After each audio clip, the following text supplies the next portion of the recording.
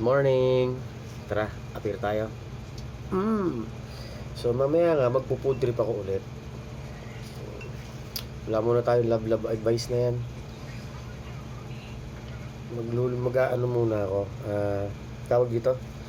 Na-miss ko kasi magkakain ng ng pagkain bukid o pagkain probinsya.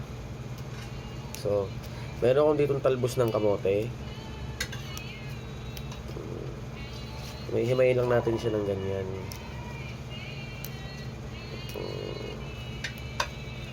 Namiss ko magkakain ng mga dahon-dahon. Tapos syempre, paparisan natin yan ng magandang sausawan. So hindi pala mawawala dito sa akin yung okra. Ito nga pala siya. Ayan. At ito yung aking paboritong bagoong. Mang Ernest, baka naman. Ito po. Ayan. Ito po ang magiging sausawan ko mamaya. So, ayan. Mamaya iba-vlog ko naman yan kung paano ang kain. Pero, kukuntian ko lang yung kanin.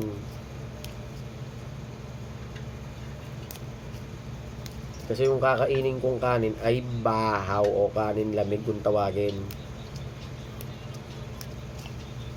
Ayan.